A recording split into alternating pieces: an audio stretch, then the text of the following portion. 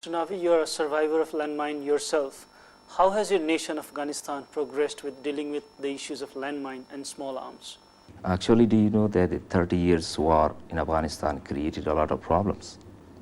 And the biggest problem in Afghanistan is disability, and that is due to landmines. So we cannot imagine that how many persons with disability we have, and this is a really big issue. And along with war, so we have everything is destroyed in our country.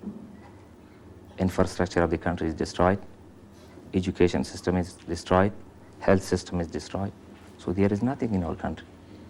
Even when the children move around, how safe do they feel because of the landmines? Since 25 years, the demanding program is going on, but still we have a lot of problems.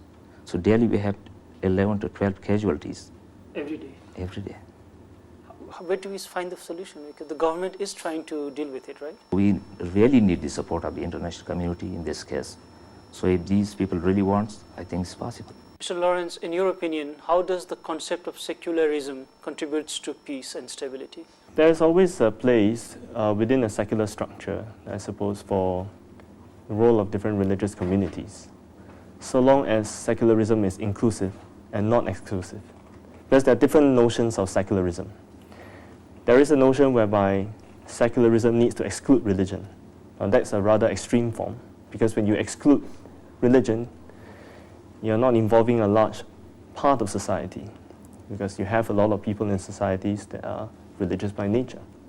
But if you have a secular structure which is rather inclusive, then it works for everybody.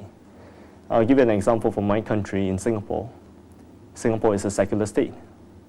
But for every major consultation of matters of great importance, the state engage religious actors, religious leaders. And the state ensures that everyone has a fair space. That's why we have the bill on minority rights. We protect smaller religious communities, so restaurants, Jains, and they're given a fair space. So if secularism is inclusive, it's very good. But if it is exclusive, then we have a lot of problems. The world suffers from terrorism, and poverty may have contributed or has contributed a lot to the creation of terrorists. Do you think that an economically strong nation has less probability to give space for terrorism?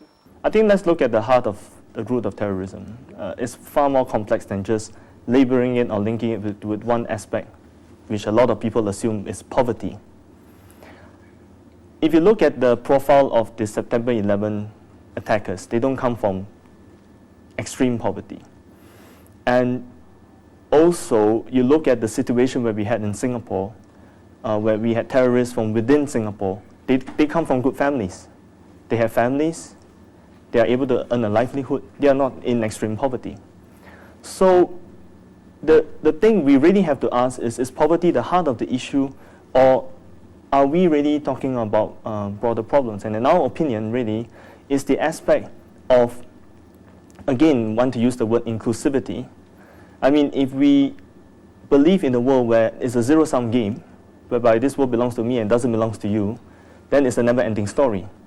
But if we see a world that has to be built with everybody, where in all religion, do unto others what you wish others done unto you, if we see the world through the lens of fraternity, then I think we will lessen the probability of terrorism. Mr. Adrian, as a young religious leader in Philippines, how do you view the religious tension in your country and the way out? Currently, what has been happening in Mindanao, the government has dismantled a negotiating panel which is supposed to be negotiating with the Muslim base so-called freedom fighters known as MILF. But the discontinuation of the peace panel has been for quite a long time, and at the same time there's very strong military strikes. And while this is happening, we can't wait for the government to move, and we can't also wait for the institutionalized religious leaders to take action, because like it or not, the reality is many institutionalized religious leaders have a friendship with government officers. During our last conference, some religious institutions publicly said that they receive funds from the government. So youth, in all our imperfection and our idealism, we create alternative platforms, especially bringing the voice from the grassroots, encouraging dialogue at the village level rather than focusing on just high-profile negotiations.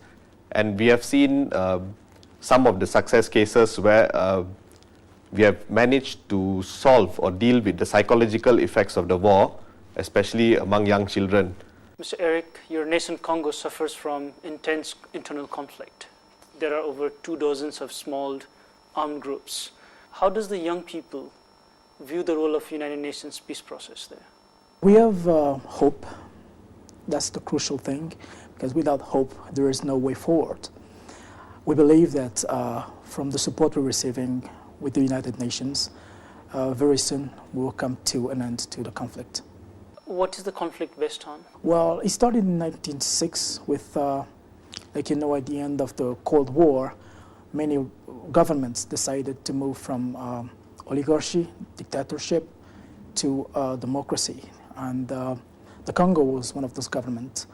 And we had a lot of internal riots. And finally, the idea of an armed rebellion came up. And with that rebellion, the conflict started. And 13 years now since the rebellion has been in place, the peace has never come back. But the democratic process is now in March. So that's basically the reason why the conflict is in progress. Where do you see the young population see their role in the peace process? They need education. They need to be informed that they have a role to play in the change of the situation. We are very proud of our Nepali soldiers, the army, who goes to Congo and tries to support the peace process. And we are very thankful for the support of your soldiers. Mr. Yoshinori, the Second World War had a great impact in your country negatively due to the atom bomb, which were bombed in Hiroshima and Nagasaki. Is that the reason why your country has taken the concept of disarmament so seriously, especially the civilians? Japan is the only one country had tragedy experience of a bomb, atomic bomb. So religious youth members, so we know that Japan has a painful for atomic bomb. So do you know that Mahatma Gandhi has a painful, Mahatma Gandhi can do the social activities based on the painful of British colonizer or something.